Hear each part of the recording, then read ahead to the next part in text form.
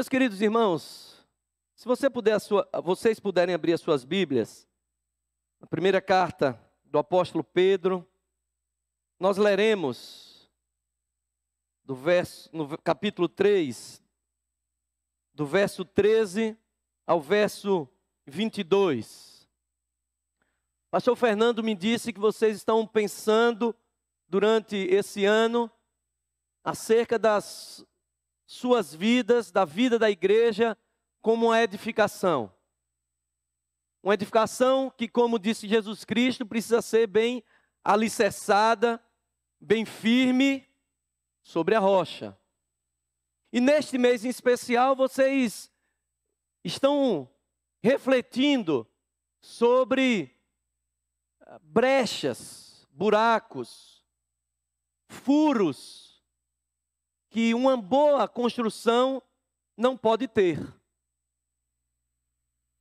E eu queria que nós pensássemos sobre estes furos, sobre alguns desses furos, são muitos, mas baseado aqui hoje apenas no que o apóstolo Pedro escreveu aos irmãos da Ásia Menor, eu queria que nós pensássemos sobre 3 desses furos, e você vai me acompanhar nesta leitura, que diz assim: ora, quem é que vos há de maltratar, se fordes zelosos do que é bom?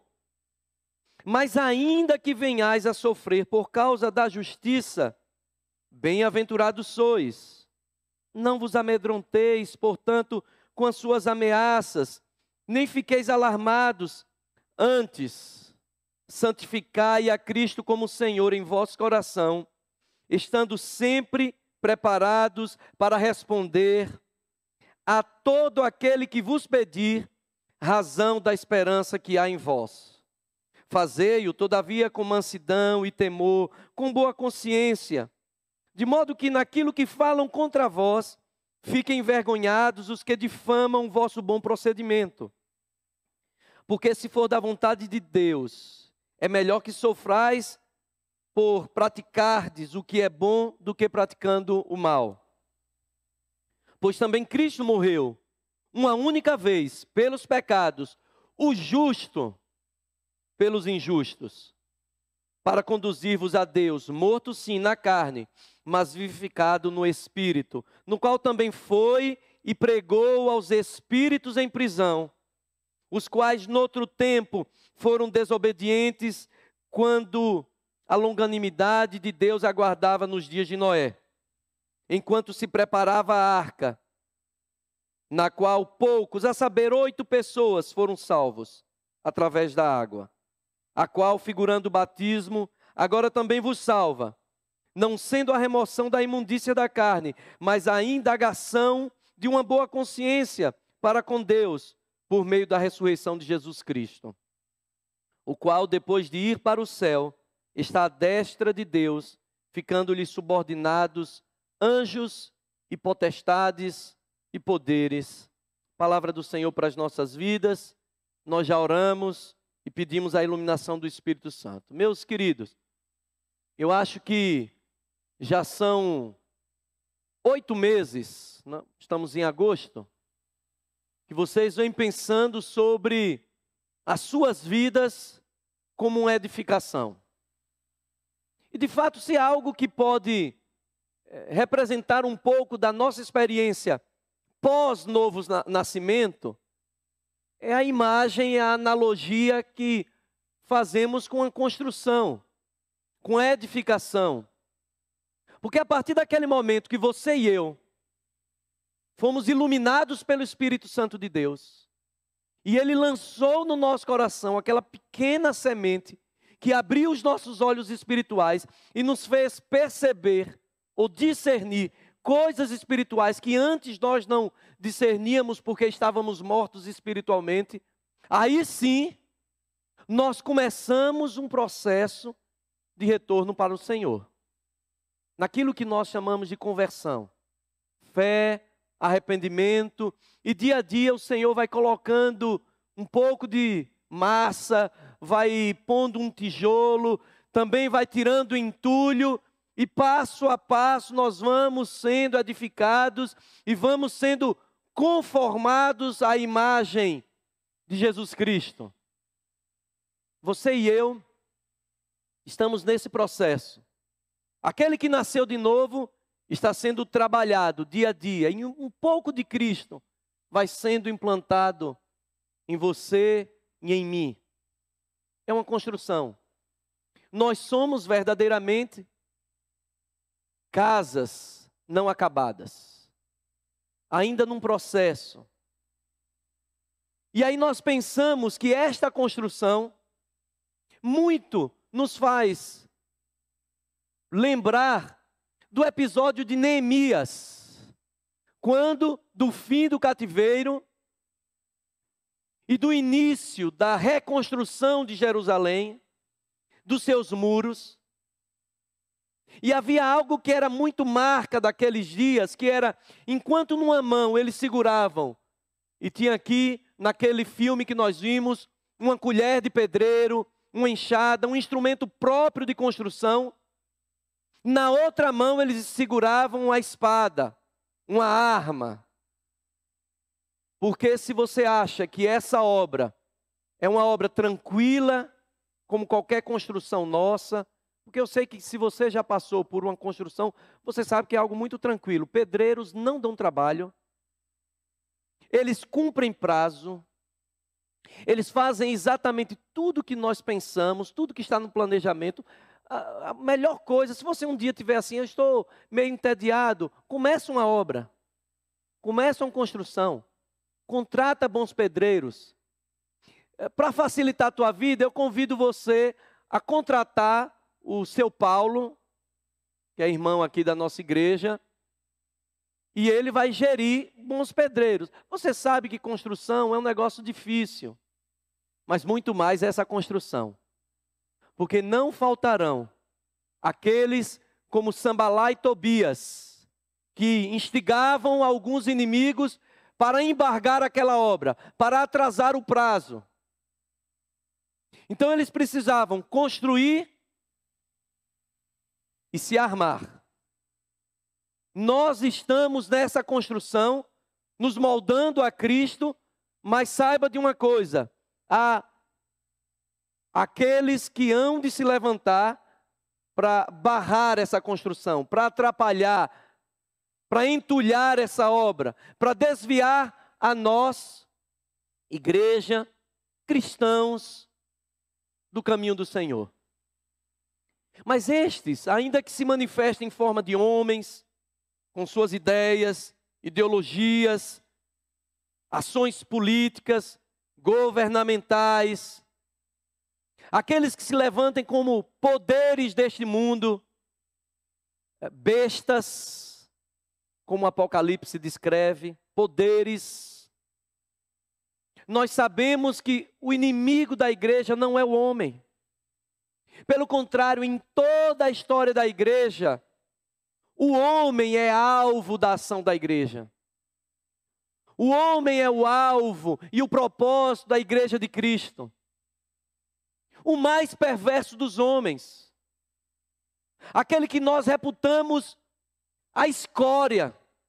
Aquele que se levanta contra a igreja. Ainda assim, este é homem. E este pode ser alcançado pelo evangelho da graça. Portanto, ele não é o inimigo. O inimigo da igreja é um só, Satanás, que opera por meio dos homens e dos seus poderes para frustrar os planos da igreja. Por isso que o apóstolo Paulo fala aos Efésios que a nossa luta não é contra carne ou sangue, mas contra principados e potestades, contra os dominadores deste mundo tenebroso, contra as forças espirituais do mal nas regiões celestes. Você e eu, nesta construção, precisamos ter ciência disso. Essa obra não vai ser fácil. Poderes se levantarão contra nós. Situações tentarão nos desviar, parar, frustrar, embargar a construção. E se os nossos inimigos são espirituais, a nossa atenção tem que ser voltada para as coisas espirituais. Foi nessa linha de raciocínio que o apóstolo Pedro escreve sua carta aos irmãos ali da Ásia Menor, a quem ele chama de os eleitos forasteiros da dispersão do Ponto, Galácia, Bitínia, Capadócia e Ásia. Era uma região que até hoje é uma região complexa, é a encruzilhada do mundo, uma região de muito fluxo de ideias, de deuses, de religiões, uma região estratégica para o Império Romano. Ele precisava passar por ali para ter acesso ao Oriente. E os cristãos já estavam ali instalados, começaram a sua construção, a sua edificação. Só que começou a pipocar ali naquela região a perseguição. Não ainda a perseguição oficial, que vem acontecer anos depois, como norma do Império Romano. Essas perseguições que começavam a acontecer já não eram também as perseguições unicamente provocadas pelo povo judeu, disperso, que julgavam os cristãos pela ótica da lei judaica. Eram perseguições já provocadas pelo povo gentil, pelo povo helenista de pensamento, que era povo do Império Romano, e que adoravam seus tantos deuses, e que viviam as suas vidas envoltos naquela cultura profundamente pagã, idólatra, e viam na conduta do cristão, e no seu discurso, na sua pregação, algo que iria de encontro aos seus interesses, de maneira que aqui e ali começavam a surgir então denúncias contra os crentes. E as denúncias eram falsas, eles acusavam daquela cultura, daquele povo, daqueles do caminho, daqueles cristãos, estarem perturbando a unidade do Império Romano. Porque o Império Romano se sustentava num princípio, continua adorando seu Deus, desde que César seja adorado. Sincretismo. E eles se recusavam a dizer, por exemplo, Kyrios Kaiser. Não é traduzindo, quero uma Kaiser. Não é isso não. César é Senhor. Eles diziam Kyrios Christus. E começavam então a sofrer acusações, perseguições, espancamentos, isolamentos. E Pedro então escreve a estes irmãos da dispersão para que eles estivessem animados, perseverassem. E deixa muito claro que ainda que eles estivessem bem, caminhando no temor do Senhor, as acusações surgiriam. Surgiriam. Falsas brechas seriam acusadas, apontadas naqueles muros daquela igreja, daquele povo. Falsas brechas. Pedro diz, não se preocupe, porque Cristo também sofreu falsas brechas. E por conta das falsas brechas de Cristo, das falsas acusações, daquilo que olharam em Cristo e que acusaram como pecado, mas não era, eram falsas brechas, ele foi morto. Se ele foi morto por receber falsa acusação, imagina nós. É isso que Pedro está dizendo. Mas perseverem, porque Cristo perseverou. E a vitória de Cristo é a base da sua vitória, da minha vitória, da vitória dos crentes. Eu tenho uma triste notícia para te dar. Fé cristã anda parelho com perseguição. Fé cristã anda parelho, lado a lado, com falsas acusações. A nossa cultura, aquilo que nós cremos e professamos, vai contrariar os princípios do mundo. Não tem jeito. Não tem maneira de querer agradar a todos e tudo. Assim aconteceu com eles. E Pedro diz, mas fica tranquilo, porque o Senhor venceu e pregou aos espíritos em prisão. Pregou a sua vitória. E baseado nesta pregação, nós estamos aqui. Animem-se. E aqui eu quero abrir um parêntese, para que nós entendamos o que é, quem eram esses espíritos em prisão.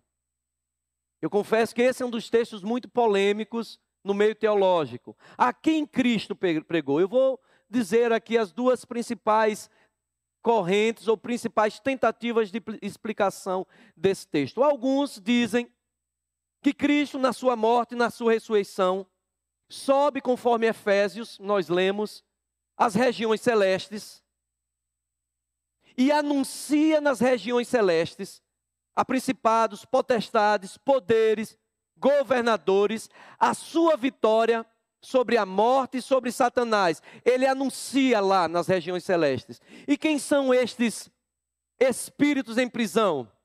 Seriam os demônios aprisionados nas regiões celestes. Ele vai às regiões celestes e anuncia: eu venci a morte.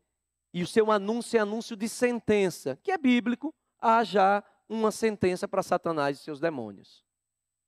Uma outra tentativa de explicar diz que Cristo pregou esses espíritos em prisão na pessoa de Noé.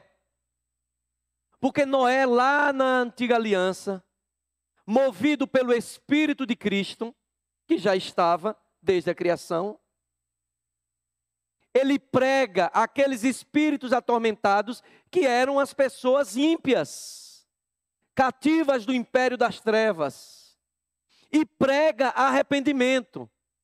Só que os espíritos em prisão rejeitam aquilo, e Noé entra na arca com seus filhos e noras, e 8 pessoas são preservadas. E Deus preserva naquele grupo, naquela igreja, Deus preserva a aliança, a aliança que fez com o homem, que mais adiante se renova em Davi e vai se cumprir em Jesus Cristo. Então Cristo teria pregado lá na antiga aliança pela figura de Noé. Noé é um tipo de Cristo, e é fato. E a mensagem era a mesma, a mensagem de arrependimento e de retorno para o Senhor. Sendo a primeira ou a segunda linha de ação, linha de interpretação, ambas falam da vitória de Cristo sobre o império das trevas.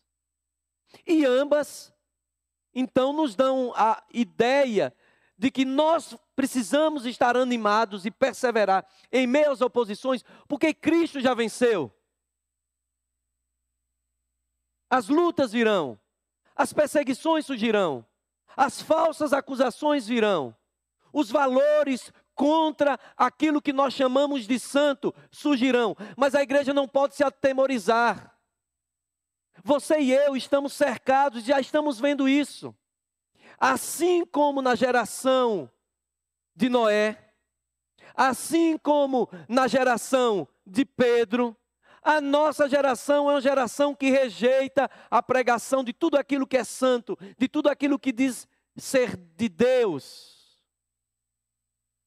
Assim como em Noé, que foi rejeitado, ridicularizado, assim como em Pedro e naquela geração, naquela igreja da Ásia Menor, a nossa geração também é uma geração que ridiculariza a igreja, que é contrária à igreja. Portanto, as palavras de Pedro é: perseverem. Sabe por quê? Porque Jesus já havia dito, lá em Mateus 16:18, as portas do inferno não prevalecerão contra a igreja, meu irmão. Nós estamos numa guerra, nós estamos edificando as nossas vidas, os inimigos vão se levantar, já se levantam, acusarão, mas nessa figura que Jesus constrói, de que as portas do inferno não prevalecem contra a igreja, não é a igreja acuada no canto e recebendo o embate do mundo, é o contrário, é a igreja avançando por sob o inferno e o inferno resistindo em suas portas, mas ele não vai resistir, porque o Senhor deu à igreja de Cristo o poder de anunciar o reino de Deus e de saquear o inferno. ainda que o mundo se levante contra nós, nós já sabemos o final dessa história. A vitória é da igreja de Cristo. A igreja é a arca na qual o Senhor está preservando os seus filhos, os eleitos, para o tempo final. Mas ainda é tempo de anunciar, para que outros entrem e se arrependam, e outros entrarão e se arrependerão. Você e eu precisamos, no mesmo espírito de Noé, anunciar este reino. Nós estamos em edificação, mas nós não podemos nos viver em si mesmados. Não. Enquanto nós estamos sendo edificados, faz parte desse processo anunciar, fazer o nome de Cristo conhecido, ainda que os valores sejam contrários, ainda que a situação seja difícil. Mas aqui Pedro deixa muito claro, a oposição é natural, mas vocês não podem dar motivo para a oposição. Eles acusarão falsas brechas em vocês, falsos buracos nos seus muros. Mas vocês não podem dar oportunidade, não podem demonstrar ou permitir que vocês tenham verdadeiros buracos, pelos quais o inimigo vai tentar penetrar na igreja, na sua vida, no seu lar, para desconfigurar a mensagem do Evangelho. E aqui eu quero apresentar 3 desses buracos, 3 dessas brechas. A primeira dessas brechas é viver uma fé sem uma verdadeira espiritualidade e santidade. É a primeira brecha. Não vos amedronteis, portanto, com as suas ameaças, nem fiqueis alarmados. Antes o que? Santificai a Cristo como Senhor em vossos corações. Agora também Jesus vos salva, não sendo a remoção da imundícia da carne, mas a indagação de uma boa consciência para com Deus. Pedro lembra aqueles irmãos da Ásia Menor, que eles foram resgatados por Cristo, eles foram renascidos por obra do Espírito Santo, e que as suas consciências deveriam ser condizentes com aquela experiência. Essa nova consciência, ou novamente, só é possível graças à ação do Espírito Santo. Se o Espírito Santo não agiu no coração do indivíduo, não há novo nascimento, não há nova consciência, não há boa consciência, não há fé genuína, não há santidade. Uma verdadeira espiritualidade gera real santidade, a qual resiste a quaisquer provações. É esse o entendimento de Pedro. Se você nasceu de novo, se você tem a verdadeira espiritualidade, se em seu coração há a semente do Espírito Santo de Deus, você tem que viver de forma compatível com isso. Uma fé sem verdadeira espiritualidade, meus irmãos, nada mais é do que religiosidade. E nós vivemos um tempo de profunda religiosidade. Muita religiosidade.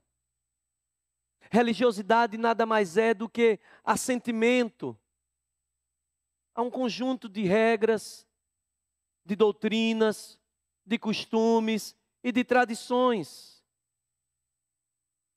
Há muitos assim. Mas espiritualidade é algo mais profundo.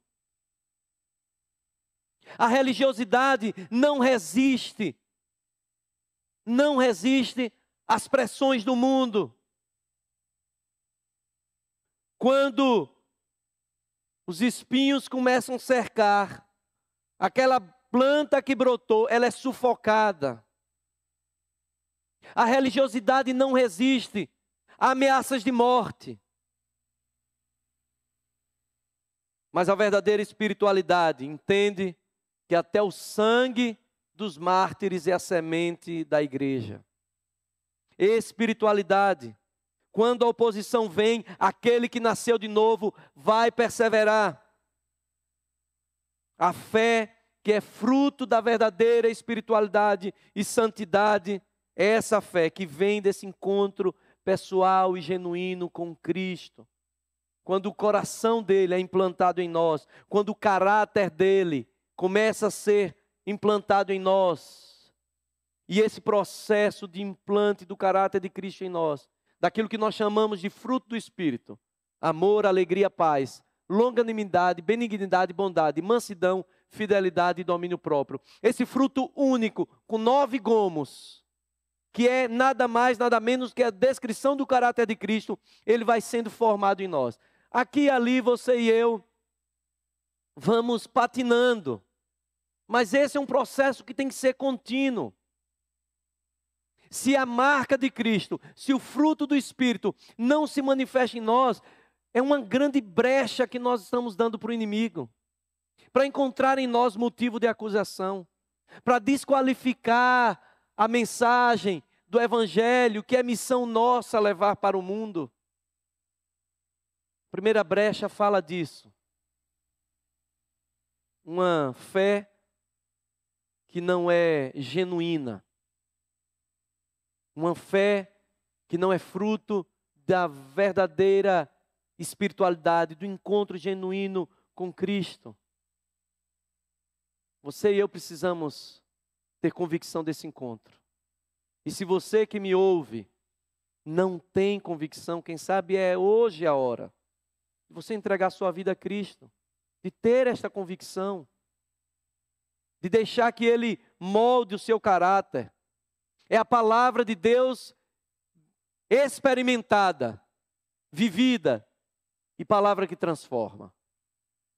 Mas há uma segunda brecha que nós não podemos abrir, que é a brecha de viver uma fé que dissocia a doutrina da conduta, estando sempre preparados para responder a todo aquele que vos pedir a razão da esperança que há em vós. Os cristãos da Ásia Menor eram levados para os tribunais locais e sofriam falsas acusações. Eles precisavam estar prontos para fazer a apologia da sua fé, porque essa é a palavra, a apologia, a defesa da fé. Vocês são acusados de causarem dissensão no Império Romano. Vocês são acusados de paganismo, de ateísmo algumas vezes, porque adoram um Deus que ninguém vê, quando todo mundo adora Deus que tem imagem. E eles precisavam estar aptos para responder logicamente a razão da esperança que há neles. Meus queridos irmãos, essa brecha é uma brecha muito sutil. E ela se manifesta numa tendência a uma certa piedade, ou entre aspas, ou uma falsa piedade. E ela tem 2 vertentes. Primeiro, uma vertente mais existencialista nos nossos dias, que vai se manifestar em forma de uma espiritualidade mística, de uma espiritualidade hiperreligiosa, de uma espiritualidade esotérica, de uma espiritualidade psicologizante, de uma espiritualidade até sincrética. É aquele tipo de fé que enfatiza a experiência em detrimento da palavra de Deus, da razão, da logia, da revelação verbal, plenária das Escrituras. Eu já ouvi certa vez, não estudem muito não. Não precisa tanta teologia, tanta filosofia, porque quanto mais burro, mais Deus usa. Certamente ele estava se reportando ali, possivelmente, a experiência da jumenta de Balaão. Certamente. Quanto mais burro, mais Deus usa. Outra expressão que você já deve ter ouvido, porque a letra mata. Não estude não, porque a letra mata. Tudo fora do contexto. O que vale é experiência. Você tem que experimentar, você tem que sentir, você tem que se arrepiar. Parece piedade, mas não é experiência bíblica. É dissociar doutrina de conduta. Mas há uma outra forma também sutil, uma outra vertente dessa piedade, de uma pegada mais pragmática. Ela se manifesta em formas de um evangelho progressista, de um evangelho político-social, de um evangelho de crescimento numérico a todo custo. A ênfase é no pragmatismo, o resultado pelo resultado. E não importa se eu não encontro base nas Escrituras, ou se eu perverto as Escrituras. Também está errado. A verdadeira fé cristã, ela tem experiência, precisa. Se você se arrepia, que se arrepie, que bom. Mas que esteja lastreado na palavra de Deus. A fé cristã é fé também racional. É fé que tem explicação. A razão da vossa fé, a razão da esperança que há em vós. Nós precisamos entender isso. A doutrina gera conduta. A doutrina bíblica gera vida. E a conduta expõe a doutrina. É isso. Não há dicotomia.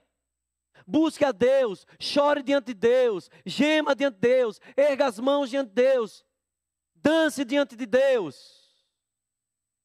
Mas conheça o Deus da palavra, conheça a palavra de Deus, para não ser levado por qualquer coisa.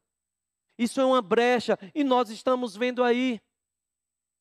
Já estão surgindo igrejas que pegam essas brechas e fazem as suas preferências.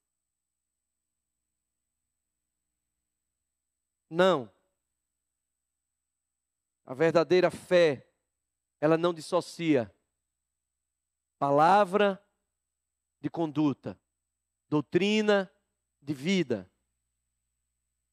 Mas há uma última brecha, que é a brecha de viver uma fé que não produz alegria no coração.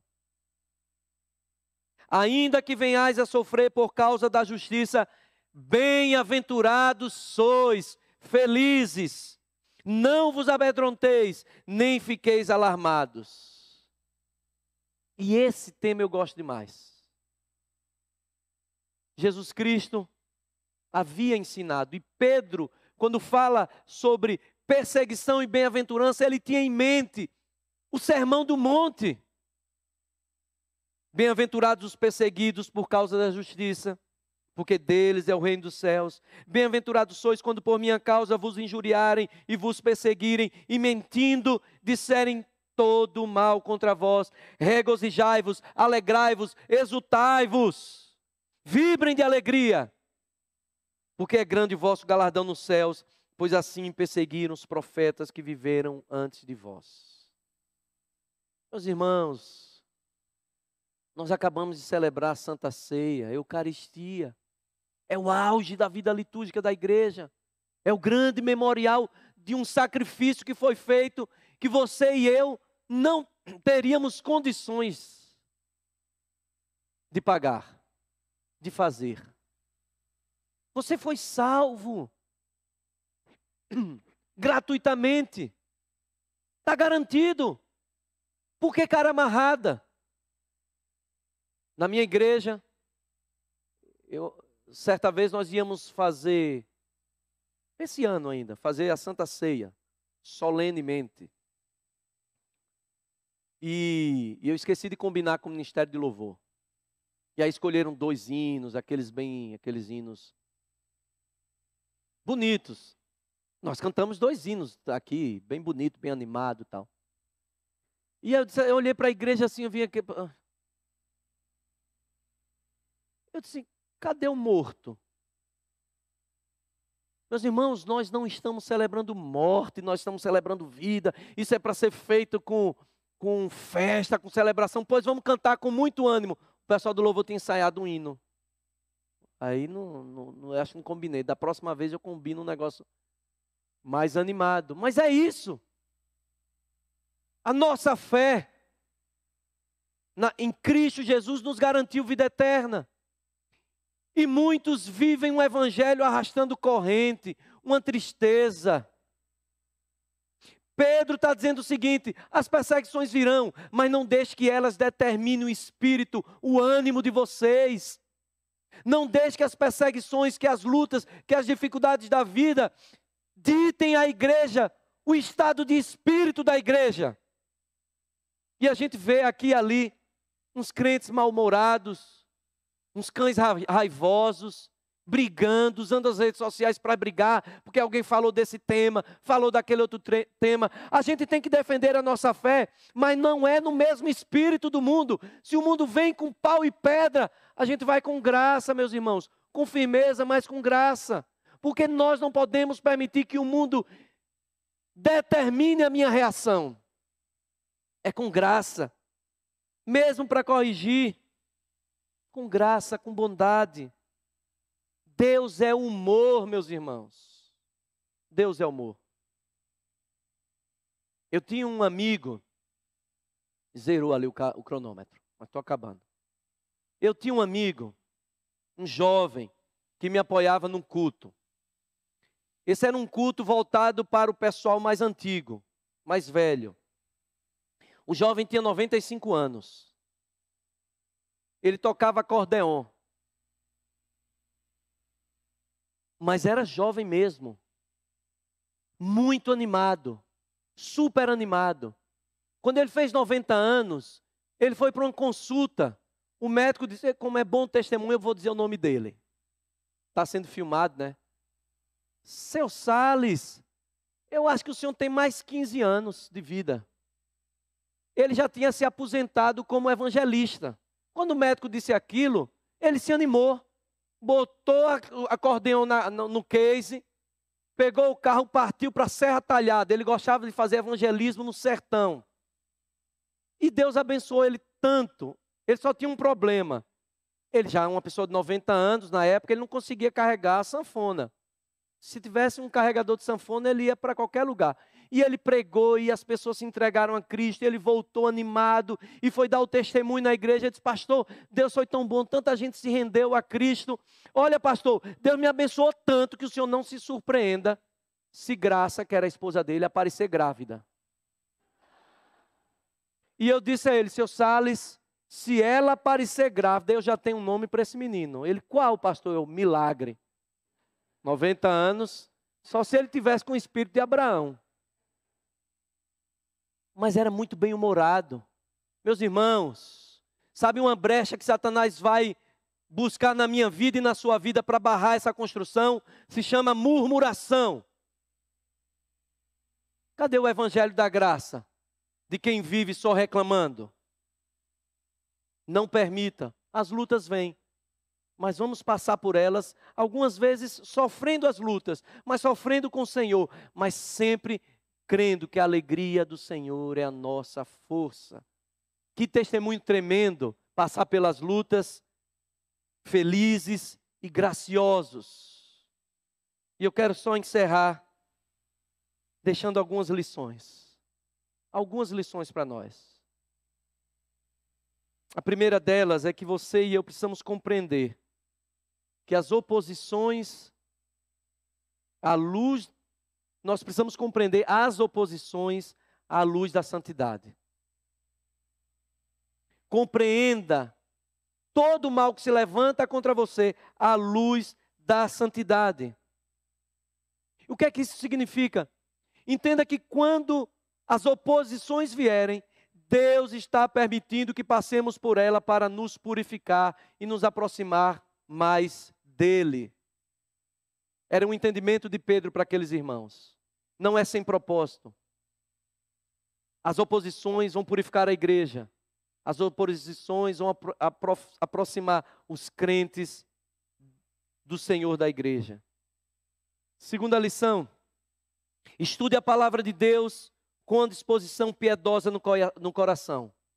Conheça a doutrina bíblica e deixe que ela molde o teu entendimento. O reverendo Hernandes diz que todos nós precisamos ter razão na cabeça e fogo no coração. Leia a Bíblia, mas como dizia João Calvino, não leia com vã especulação. Leia com espírito de piedade. Leia deixando que a palavra de Deus quebre a sua vida e transforme a sua vida. Mas conheça essa palavra de Deus. Deixe que ela, e só ela, determine o rumo da sua caminhada. Terceira lição para nós. Testemunhe o evangelho com argumentos e com conduta. Não separe prática de teoria. Expresse aquilo que você crê. Conheça aquilo que você crê, mas viva aquilo que você crê. Não deixe que a sua vida seja um testemunho de incoerência. E por fim, seja firme nos princípios e valores cristãos, sem perder graça e alegria. Meus irmãos, nós somos o povo da graça. Nós somos o povo da alegria. Não vamos ser profetas ou testemunhas como se fôssemos cães ferozes, brigando com todo mundo, xingando todo mundo. Não. Que a nossa força seja a força da graça irresistível do Senhor. A força da alegria do Senhor. De tristeza e de guerra, o mundo lá já está cheio o suficiente. Não sejamos mais alguns que vão usar as mesmas armas do mundo. Anuncie o evangelho com graça, com firmeza e com alegria. Amém? Vamos ter um tempo de oração? Eu queria convidar você a ficar de pé. Nós estamos neste processo. Você e eu podemos aqui e ali, sem perceber, abrir uma brecha. Quem sabe é a hora do Senhor fazer como nós vimos naquele filme. Jogar a argamassa. Fechar este buraco. Fechar esta brecha. Nos ensinar a viver este evangelho com tanta leveza, mas com tanta firmeza. Feche seus olhos, nós vamos orar, apresentar as nossas vidas ao Senhor. Senhor, nós agradecemos porque a Tua palavra vem e fala conosco. Mas agradecemos ao Deus porque o Senhor venceu a nossa guerra na cruz do Calvário. Nós te pedimos, Pai amado, que em nome de Jesus, havendo em nossos corações, nos muros das nossas almas, essas brechas verdadeiras, e o Senhor venha fechá-las agora. Não nos importamos com as falsas brechas, com as falsas acusações, mas não queremos dar oportunidade ao mal. Não permita, ó Deus, que o nosso testemunho não se sustente na palavra. Não permita que sejamos um povo sem graça, sem alegria. Não permita, Deus amado, que as nossas vidas não falem daquilo que nós vivemos. Não permita que o inimigo encontre oportunidade em nós. Santifica-nos, ajuda-nos nessa construção, em nome de Cristo Jesus. Amém. Pela fé posso clamar, pela fé posso enxergar, pela fé posso tocar.